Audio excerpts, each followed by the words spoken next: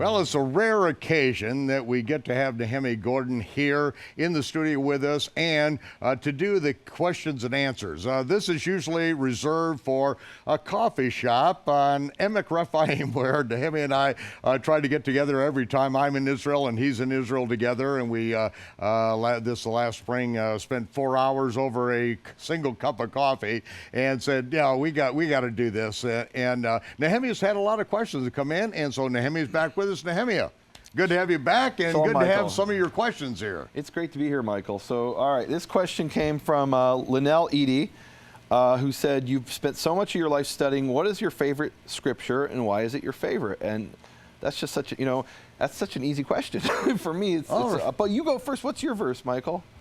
I've got several, but the one my granddaughter asked me, she said Saba, which is in Japanese pickled mackerel, Hebrew. or grandfather in Hebrew. Yeah. But Saba, what's your favorite Bible verse? I said, well, it's in the winter. Yeshua's down the Dead Sea Valley, and he's having dinner at a Pharisee's house, and he's just insulting them. And then the sages are there with them. The Sadducees they said, are you going to insult us too? And he turns right around and insults them. And it is like, this is beautiful. This is the real Yeshua. It's not the 6-pound, 8-ounce baby Jesus. It's in your face. This is what the word says. You guys are completely out of line. I love it. That's what my favorite verse is. Are you saying Yeshua was a Marine like you? Well, look, my favorite verse is a no-brainer. It's the first verse I ever learned in the Bible. This is the verse that, when I could barely speak, my father had me recite after him, and it's Deuteronomy 6:4, the Shema. Shema Yisrael. The way I learned it as a child was Adonai Eloheinu, Adonai Echad. Now I know it's in the Hebrew, Shema Yisrael, Yehovah Eloheinu, Yehovah Echad. Hear, O Israel, Yehovah is our Elohim, our God. Yehovah is one. And what I love about the verse, that it just seems like such a simple thing. And it is a simple thing in many ways, but it's also very complex. There's so much to it. And for me, there are all these associations with it. The stories I was taught growing up is that the last words on your lips before you die must be this verse, if you can, that as you die, you speak these words, and the last word as your breath goes out is echad, one, that you proclaim the oneness of God and your belief in him. And we have stories in the Jewish tradition of people who were martyred. There's one rabbi who they skinned him alive with hot combs. It was Akiva, was it not? Rabbi Akiva. The Romans executed him, and his dying words were Shema Yisrael, Yehovah Eloheinu, and back then they still spoke it. Yehovah Eloheinu, they spoke the name Yehovah Echad. And I have to wonder, Michael, and I know I'm going off the reservation here, but I have to wonder, we have different gospels that talk about the last words Yeshua spoke. One gospel, it's Eli, Eli, lama azavtani, my God, why have you forsaken me, and is it is finished?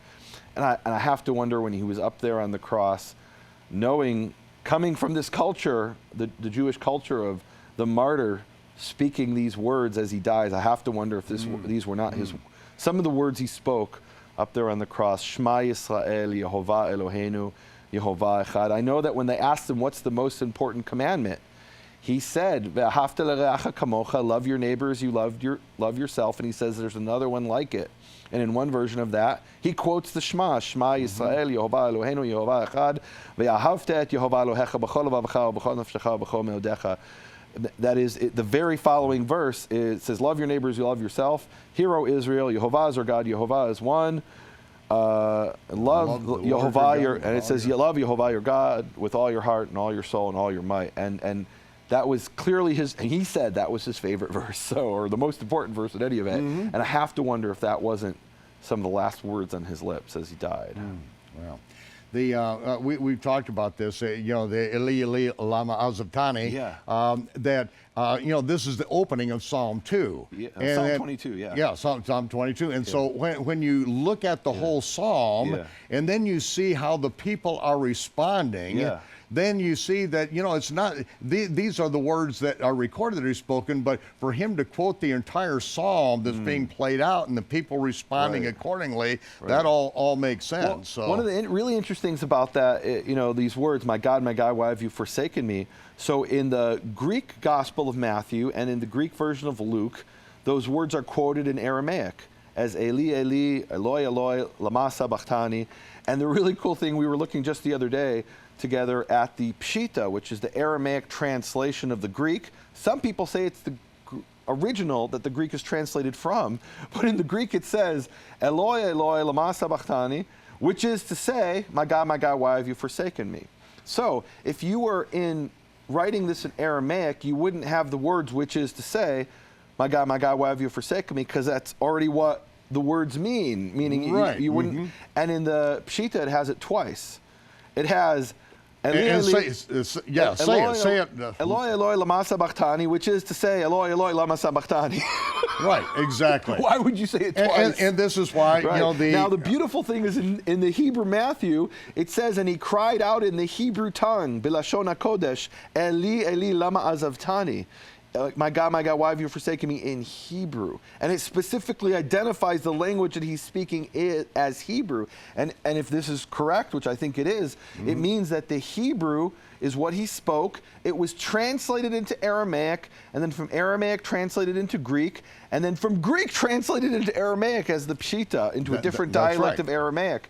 So, wow, that's what happened. I mean, Right. it's Well, like that's the that- breadcrumbs that show us what really happened. And that It's a is smoking exactly gun. the position of the Syrian Orthodox Church, because everything they do is in Aramaic. They use the Aramaic text. And I was with the head scholar of the Syrian Orthodox Church, and he said, no, we don't use the Peshitta. That is an Aramaic translation of a later Greek text. I mean, they probably use it the way Christians use the King James Version, but the Christians, other than the independent Baptists, don't claim that this is the original Bible. They just say, it's the translation from the Greek and the Hebrew and the Old Testament, right? Yeah. So and Pshita means the simple translation.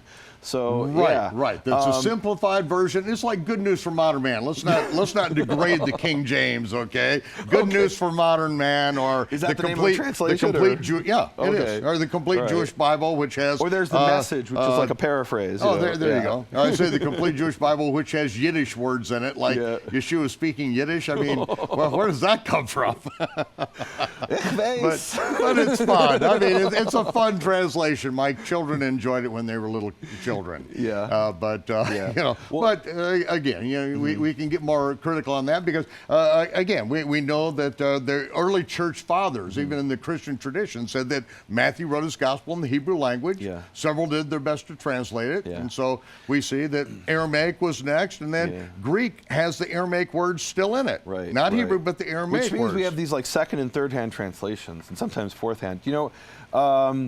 Martin Luther, who eventually became this vicious anti-Semite, but he actually started out the first few years of his ministry being pro-Jewish. Yeah. And he made this statement early in his ministry where he said, and I quote this in my book, A Prayer to Our Father, that I wrote together with Keith Johnson. He says that, Hebrew is the source, that is the spring, and he says Greek is the stream that flows out of the Hebrew source, and Latin is the downstream puddle.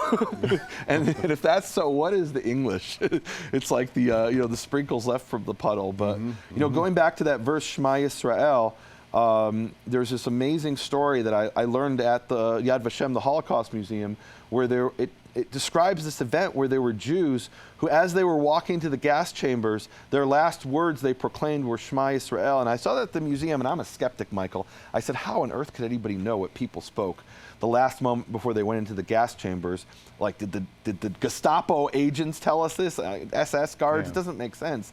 And I found out that there were Jews whose job it was to remove the bodies, and they wrote down on pieces of toilet paper and whatever they could get their hands on, they wrote these things and hid them in canisters, and those canisters were discovered. And so we actually have these Auschwitz papers, these Auschwitz scrolls that were discovered in the ashes. And so this is a real thing.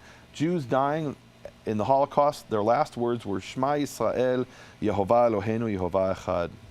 Well, those are beautiful words. Music Beautiful to my words. ears.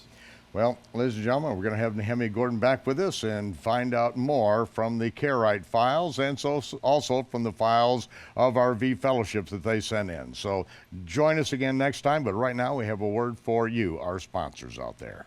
Thank you.